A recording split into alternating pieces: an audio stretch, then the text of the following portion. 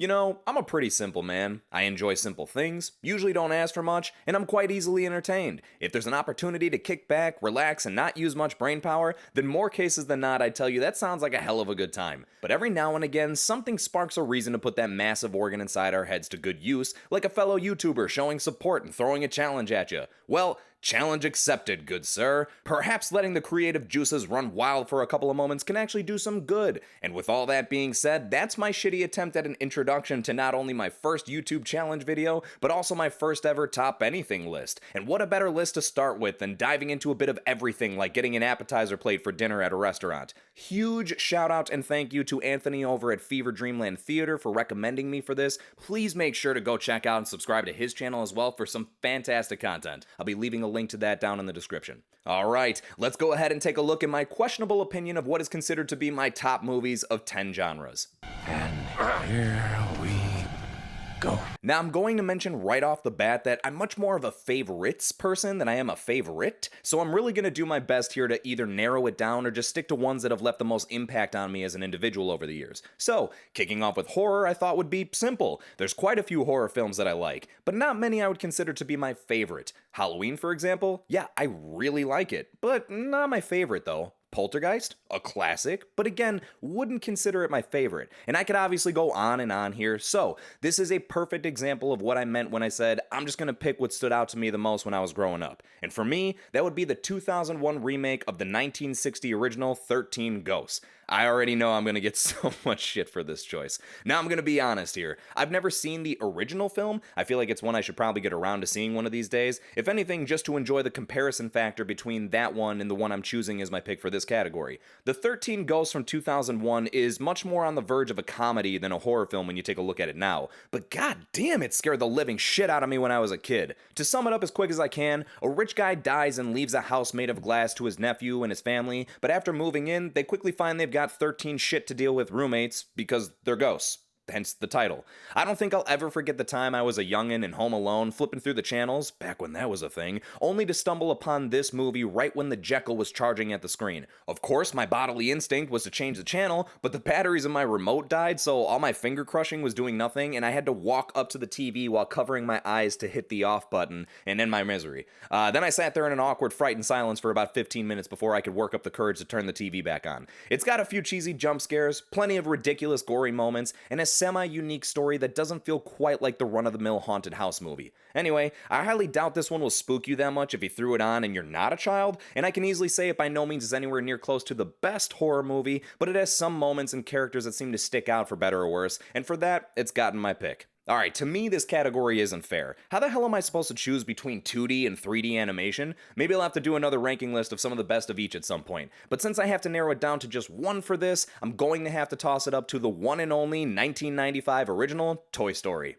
If I'm watching this movie, I've officially reverted to a child in my mind. Everything from the covert mission to discovering Andy's new birthday presents, Woody attempting to cope with Buzz Lightyear taking his place as the favorite toy, to the horrifying escapade of getting the hell out of Sid's house alive. This movie has so much heart, emotion, fun-filled moments, and arguably one of the best damn soundtracks ever made for an animated movie. Randy Newman, you're a fucking legend, sir, and as cliche as it may sound, you've got a friend in me. It initially starts with a subject I'm sure all of us could connect to, the idea of what if our toys could walk and talk, but by the end of it you hardly feel like you've been watching 81 minutes of toys walking and talking. Its relatable and personable storyline gives you a reason to legitimately care for and like these characters, and it sure helps that the voice acting is stellar across the board. If I ever meet Tim Allen, I'm totally asking him to say To Infinity and Beyond. I could easily recommend the second and third ones as well, since this is one of the rare cases where the sequels don't shit all over the original, but the first one is just such a joy and fun ride of a film to watch anyway, so do yourself a favor and start there.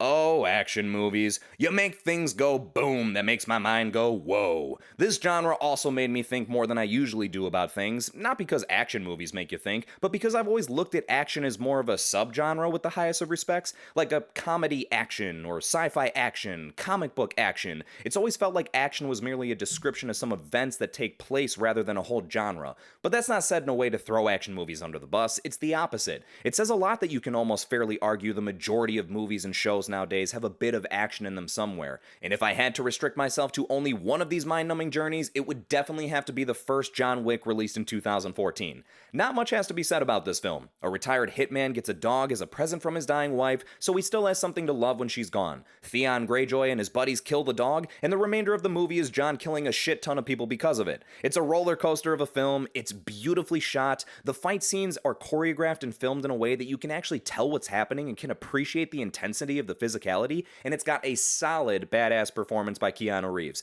If you thought he was a force to be reckoned with in The Matrix, check out this movie and get back to me. There's not many recommendations I could think of giving that are on par with this movie in this genre, so watch it next time you don't know what else to put on. Good old comedy. Doesn't need much of an introduction. It's pretty self-explanatory. Did it make you laugh? Great, then it did its job. Much like action movies, comedies don't demand much from the viewer other than being prepared to have a good time. And one of the movies I have the best times with whenever I watch it is Grandma's Boy, a classic and iconic stoner movie from 2006. Stoner movies have a special place in my heart. Gosh, I wonder why. There's a simplistic and innocent nature to them in comparison to any other movies containing drugs or alcohol. You ever see a guy in a movie smoke one too many bongs and go on a shooting spree to take revenge on a fellow drug lord? If you have, then we're not talking about the same stoner movies, bud. Grandma's Boy is an easygoing tale of a video game designer who just likes to smoke weed and play video games for a living. Sure sounds like there's worse ways to get by, and he's basically designing his own video game that a weirdo veteran designer tries to steal, and he has to somehow prove that the game is really his creation. But honestly, you don't need to go into this one caring much at all about the plot. It's much more about the funny cast put together and the ridiculous moments we see them in and the hilarious lines they say. I hate your face. Did you say something? These are some of my favorite performances by some of the members of the Happy Madison crew. Alan Covert holds his own as the main character, Peter Dante gives the performance of his career, and you get to see a young Jonah Hill in only his second film appearance ever. If you're looking for a good laugh, I'd recommend kicking back and throwing this one on. Okay, this was hands down the first category I went, alright, well I got a pretty damn good idea of what this one will be. In my humble opinion, there is no sci-fi franchise in existence that outshines or resonates with me more than Star Wars. And though it's had its ups and downs over the past 5 or 6 years, there's no denying its iconic presence throughout the decades. And even though it would seem like an outright sin to not choose one of the originals, I'm gonna do it anyway. Let me be clear about this and preface with something before I go any further. I would argue that the best Star Wars movie is Episode 5, The Empire Strikes Back. However, my favorite Star Wars movie is Episode 3, Revenge of the Sith, if that makes any sense. I have no shame in saying I grew up a prequels child, and man, when Revenge of the Sith was first coming out, I was all about having that long-haired, I'm about to be Darth Vader swag. Seriously, my hair was almost as long as Hayden Christensen's at the time, and I thought he was the coolest looking motherfucker in the galaxy. Sorry, not sorry, Sam Jackson. Believe me, it has plenty of flaws, and the dialogue is so cringy at times it makes you want to fast forward through it, but the pure scale of sheer epicness that this movie contains is hard to match. All the battle sequences alone sound like they're a pay-per-view event.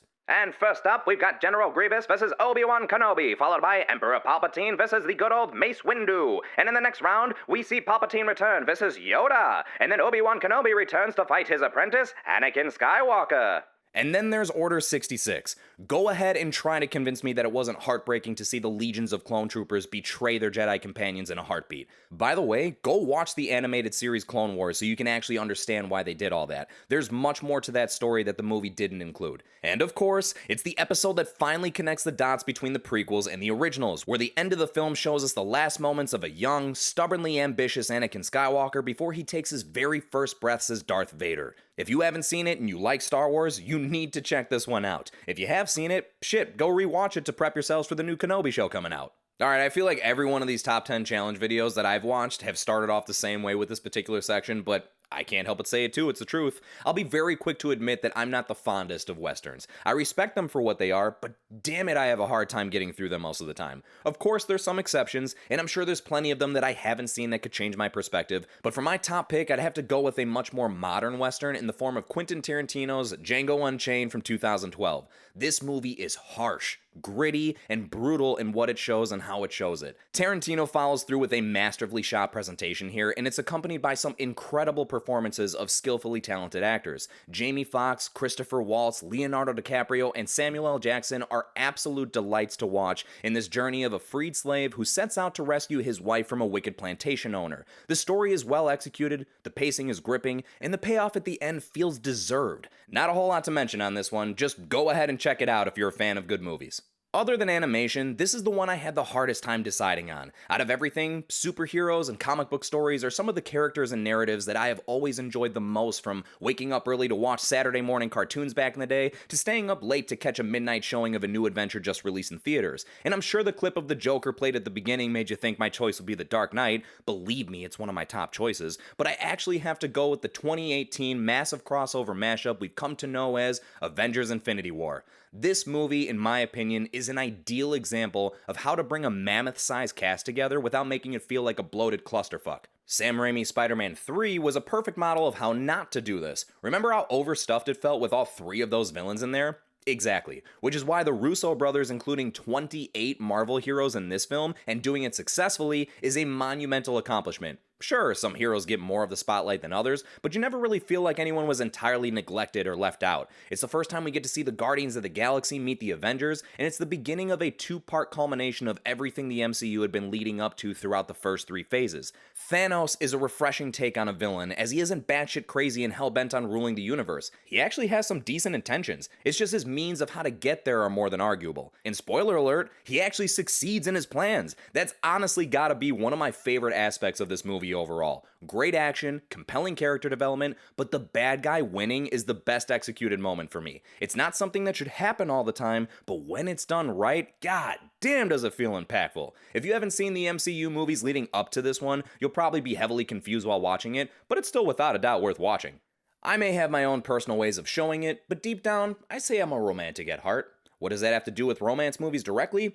I don't know. I like them, I guess? I just needed a transition to get me in here. Romance movies always have been a huge hit or miss for me over the years. Some have a good premise and intriguing setting, but then they overdo it with the lovey-dovey sappy shit. Some have genuinely likable characters with relatable storylines, but then they overdo it with the lovey-dovey sappy shit. And I get it, that's their purpose. And even if it's not always my cup of tea, they're doing what they set out and intended to do. So good for them. But all of that leads me to admitting that if I'm gonna sit down for a romance movie, ideally I'd prefer it's one that shares elements of another genre. Like comedy, for example. And that leads me to my pick of the 2005 romantic comedy, Just Friends, starring Ryan Reynolds and Amy Smart. Essentially, the story breaks down to Ryan Reynolds being into Amy Smart back when they were in high school together, but he was fat back then, and she wasn't into that. Fast forward some years, and Ryan grows up to be a successful music agent who's, you guessed it, not fat anymore. And as he makes his way to his old hometown for business and holiday purposes, he runs into and rekindles a spark for Amy Smart. It's a fun, laid-back movie with a nice little ounce of heart to it. Sure, it may lean more towards the comedy end of the spectrum at times, but overall, it's still a romance movie as it focuses on Ryan and Amy's relationship more than anything else. Plus, Ryan Reynolds proves that his comedic ingenuity has been around way before Deadpool. The guy's fucking hilarious. If you're looking for a sweet, easygoing flick that focuses on a cute relationship, pop this one on. Well, it seems the favorite choice of the masses for the adventure genre is the legendary Indiana Jones. So, I guess it's only right that I go ahead and swiftly subvert your expectations because that's not my choice. Don't get me wrong, I got love for Han Solo's Carbonite nightmare of when he was a professor of archaeology and dealing with his temples and crusades. Seriously, that's a theory, you should go check that out. But if I gotta throw my thoughts into the mix, I'm going to have to go with the cinematic game changer that is Jurassic Park, the original from 1993. I have so many fond memories of this movie, and the plethora of unforgettable moments make it easy to stand the test of time, which is a quality that a lot of movies don't seem to share nowadays. Don't even try and tell me that Jurassic World is just as creative, layered, and breathtaking as Jurassic Park. Of course, the main draw here is seeing the dinosaurs and them eventually eating people, but there are some authentic and likable characters that, believe it or not, develop as individuals throughout the movie. Like Alan Grant, who starts off hating kids and eventually proves to himself and his girlfriend that he can be a good dad after all. The kids trapped in the kitchen with the raptors, Wayne Knight getting some sludge spat in his face, Sam Jackson and his never-ending supply of cigarettes, every single moment involving the T-Rex, the list goes on and on of mesmerizing and captivating scenes this movie contains. I don't know how you could have possibly not seen this already, but I don't want to assume anything, so if you haven't, this one should jump towards the top of your watch list. Alright, last but not least, we have drama. I'll just cut right to the chase with this one. My top pick for this genre would have to be Goodfellas, Martin Scorsese's 1990 adaptation of the book Wise Guys. First of all, the cast is riddled with legends. Ray Liotta, Robert De Niro, Joe Pesci. You could put those guys in just about any movie and it would make it more entertaining. It's an insight into a young man's life who grows up in the mob, working his way up the ranks through the years whilst enjoying the life of drugs, money, and luxury that come along with it, but ultimately losing himself to addiction and a few other mistakes that bring him crashing down. It all seems intriguing and glamorous, and yet, when you scratch beneath the surface, the horrors revealed to you make you want to forget it all and make a living out of something else. The whole thing is very well paced and does a good job of mainly focusing on the moments that really drive the story forward. It's got some great humorous conversation sprinkled in, but none that feel forced or take away from the overall tone of the film. It's just shy of 2.5 hours, but it's 2.5 hours that you won't regret spending. And that wraps up my list. I hope this was fun to watch, and I'd love to hear everyone's opinions and see your own lists in the comments. I just want to say another thank you to Fever Dreamland Theater for recommending me to do this video, and I guess that means it's my turn now to challenge some people for this. Now, I'm still a bit of a newbie when it comes to the YouTube review world, so I'm not exactly up to speed with a whole lot of other channels. However, there are a few that I'll throw in here for the hell of it. I'm gonna challenge Cinecrisis, Rosetta Reviews, and Eric Thorpe. Really looking forward to seeing if you guys take a stab at this and what your picks end up being. And though I'm not sure if this would ever reach their ears, I'll also throw it over to Thorias Unlimited and my favorite review channel of them all, The Critical Drinker. Please support their channels, go subscribe and check out their content, and as I bring this to a close, like the video if you enjoyed it, subscribe if you haven't already, and have a fantastic rest of the day.